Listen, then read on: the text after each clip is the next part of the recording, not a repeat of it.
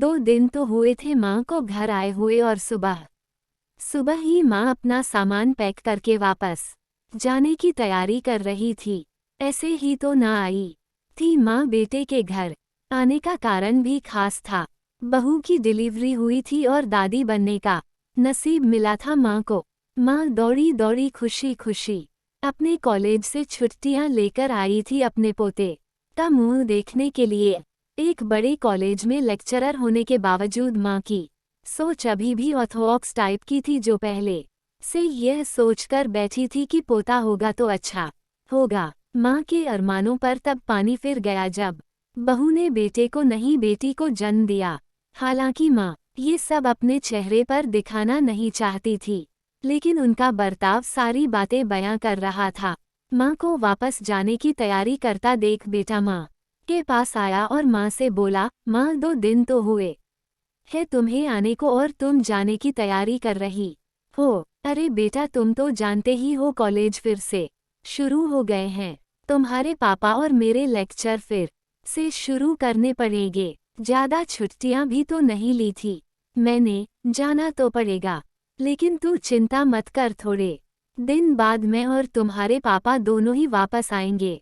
अगले दिन सुबह सुबह माँ नहा धोकर जाने के लिए तैयार थी। बेटा किचन से चाय बनाकर माँ को देता है। माँ बेटे को बहू और पोती के बारे में पूछती है।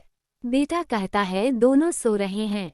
माँ बेटे से कहती है, खुशी की बात है बेटा, तेरे यहाँ लक्ष्मी ने जन्म लिया है, लेकिन मेरी मानो तो अब तुम और बहू मिलकर एक और बच्चा प्लान कर लो ताकि तेरी फैमिली पूरी हो जाए।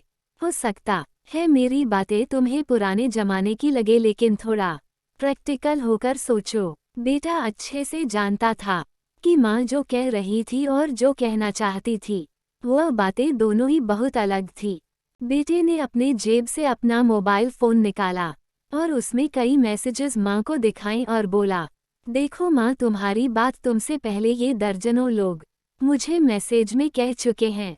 हर कोई डायरेक्टली या इनडायरेक्टली मुझे यही कहने की कोशिश कर रहा है कि बेटा होता तो अच्छा होता, या फिर आगे बेटे के लिए ट्राई करो। माँ तुम चाहे मुझे जो भी समझाने की कोशिश करो, लेकिन मैं यही कहूँगा कि तुम और पापा दोनों ही अभी भी पुराने सोच को पकड़े हुए हो। और ऐसा मुझे इसलिए कहना पड़ रहा है क्योंकि अगर मेरा बेटा हुआ होता तो आप इतनी जल्दी जाने की तैयारी ना कर रही होती और उसे अपने हाथों में लेकर यहाँ से वहाँ खिला रही होती और पापा भी यहाँ पर होते।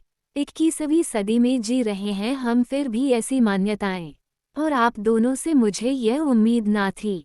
आप हजारों बच्चों को लेक्चर देते हो और खुद इस तरह के विचार रखते हो। अगर आप ऐसा मानते हो कि बेटा और बेटी दोनों होंगे तभी फैमिली कंप्लीट होगी, तो मेरे एक सवाल का जवाब दीजिए कि मैं अकेला क्यों हूँ? मुझे कोई बहन क्यों नहीं है? माँ के पास बेटे के सवालों का कोई जवाब न था। वो अपनी नजरें झुकाए वहां से चली गई। बेटा अपनी माँ से बहुत प्यार करता था, वह बिल्कुल उनका अपमान करना नहीं चाहता था, लेकिन गलत विचारों का समर्थन करना भी उसे ठीक नहीं लगा।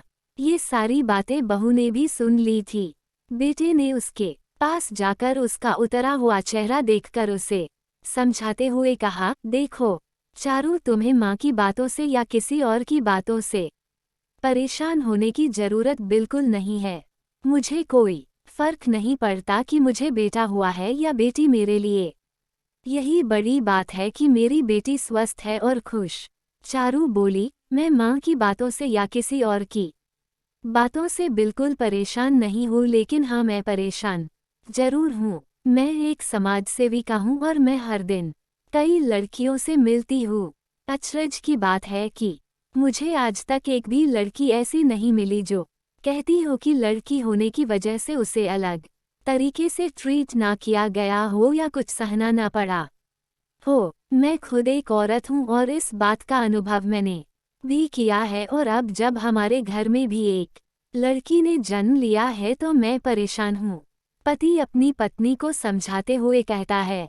कल्पना चावला, रानी Lakshmibai, PV Sandhu, Pratibha Patil, mother Teresa, Kiran Bedi. List इतनी लंबी है कि कभी खत्म ही ना हो। क्या इन सब ने ये सब फेस नहीं किया होगा?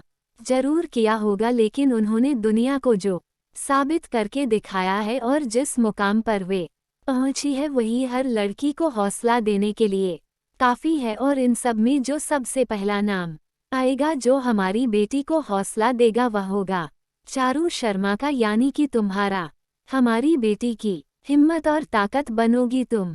उद्धरण चिन्ह। दोस्तों, सिर्फ महिला दिवस मनाने से या देवियों की पूजा करने से लड़का लड़कियों में समानता नहीं आएगी। यह समानता तब आएगी जब हम अपने विचारों को जड़ों से बदल पाएंगे।